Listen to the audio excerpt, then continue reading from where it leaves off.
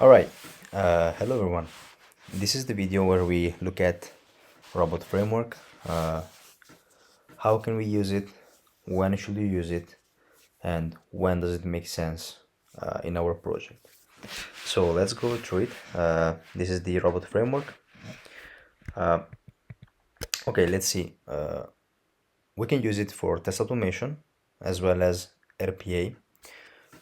Test automation meaning, for example, web manipulation, like for Selenium libraries, right? Or app with Appium libraries.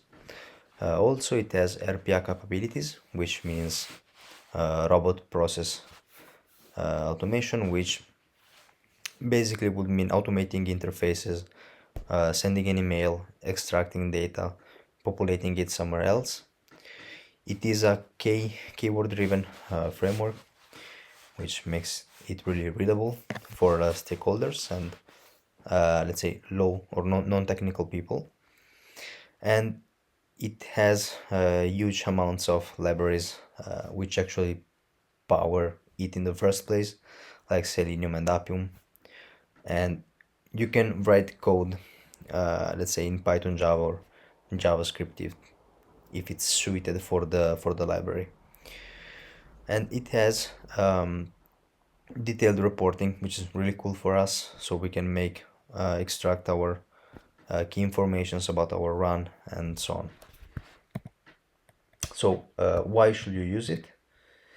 Let's say that it requires minimal coding skills, so you can actually learn how the robot framework works by actually doing.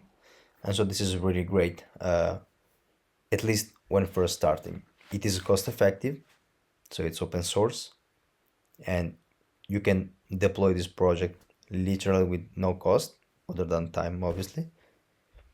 And it has a really strong community also if you have any problems. Reporting remains still, let's say, a center point for this framework, which is really clear and informative.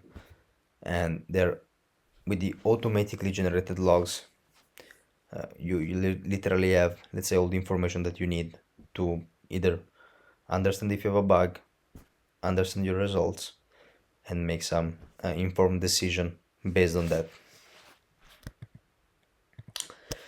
So let's have a look, let's say, at a snippet of the code. We have the settings where we have our library, which will be Selenium library. Then we have the test cases section where we will, let's say, a title, and then the actions, the keyword actually that we will be using. So open browser, listing the browser and the engine. So yeah, we have Chrome. Then we have an assertion, and then we close the browser again. So as you can see, it's pretty simple to use it. Let's go through an explanation. So here, indeed, it's what I said previously, but here you can have a look just to clear your mind about it. So you have the URL. We just open the URL, check that it is matching the correct one with an assertion, and then we close the browser. Here is an example of the report. As you can see, we have the summary, test statistics, and test detail, all which are really important for us, especially when we have, let's say, a bigger framework to work with. Where should we not use it?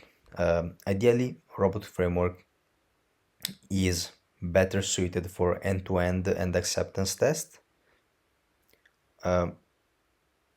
We should know that robot framework is better for test automation with web manipulation as well as robot process automation, but it lacks a bit in terms of performance testing and security testing, where other than the language itself, we should really create custom scripts to make it to the level of, let's say, other tools like JMeter or Gatling.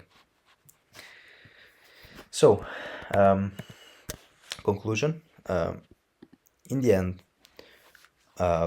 the decision of the framework or the best suited framework really depends on the type of the project and Also, there should be a discussion with both the developers, project managers, to better align on the time that we have, and also who will be reviewing our test automation code, and also if it is used more from a documentation perspective, and so other stakeholders or people that are not very technical will be checking it also.